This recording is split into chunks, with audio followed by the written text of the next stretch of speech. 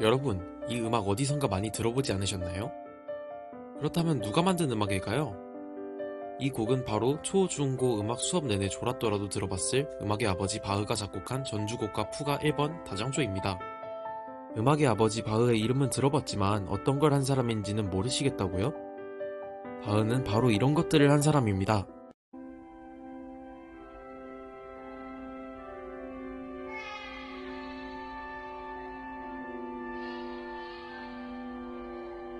영화를 정말 좋아하는 사람이라면 꼭 봐야 할 명작인 영화 대부 중에서 그것도 명장면으로 손꼽히는 세례 장면에 나오는 이 곡은 바흐의 파사칼리아와 푸가 시단조입니다.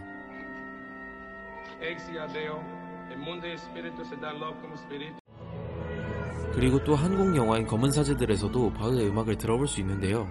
바로 영화 속 구마의식 장면에서 재생하는 바흐의 칸타타 제140번 눈뜨라고 부르는 소리 있도다입니다. 악의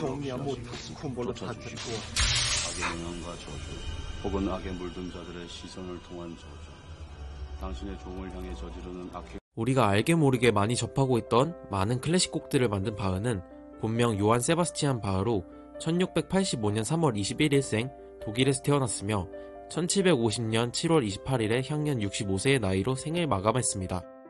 바흐는 바로크 시대를 대표하는 작곡가로서 서양 음악의 기초라 할 수 있는 특징적인 양식이 시작된 바로크 시대의 중심에 있었습니다.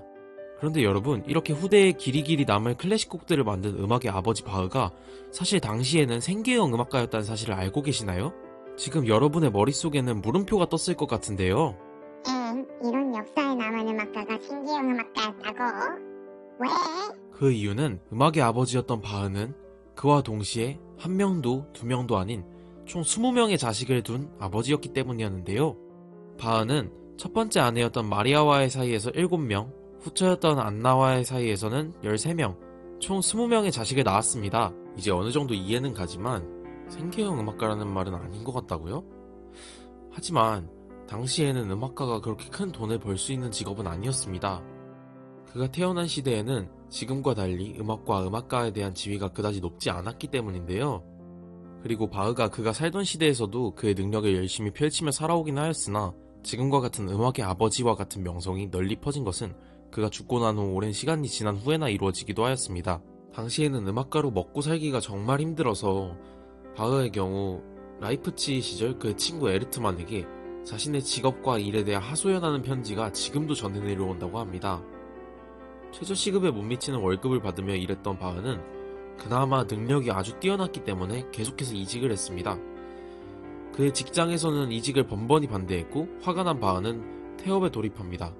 하지만 계약서상에 명시된 명령불복종죄로 1개월간 감옥에도 갔다 온 그는 결혼식과 장례식 연주, 그리고 개인 레슨 등의 부지런히 부업으로 생계를 이어나가기도 하였습니다. 그렇게 바흐는 음악으로 돈을 벌기 쉽지 않음에도 작곡가, 연주자로 열심히 일을 하며 자녀들 양육에 열을 다하였고 궁정음악가였던 그는 그 일을 그만두면서까지 자녀들의 교육을 위하여 대학 도시인 라이프치히로 가서 정착하기도 하였습니다.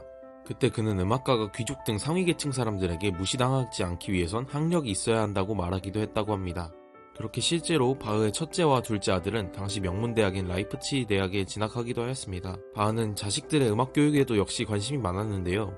정기적으로 가정음악회를 열어 음악을 공유하는 시간을 가졌으며 그의 장남이 10살이 되던 1720년 빌헬름 프리데만 바흐를 위한 소품집 작곡을 하여 그의 아들에게 선사하기도 하였습니다. 이 작품은 교육을 위해 작곡된 것이었죠.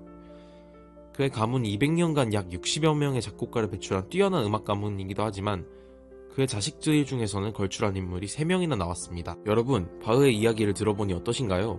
요즘 시대엔 유명한 음악가라고 하면 엄청난 인기와 부를 동시에 거머쥔 사람이란 이미지가 동시에 떠오르는데 저는 어쩌면 지금의 음악가에 대한 지위를 여기까지 끌어올리는 것의 시작은 바흐가 아니었을까 하는 생각도 듭니다.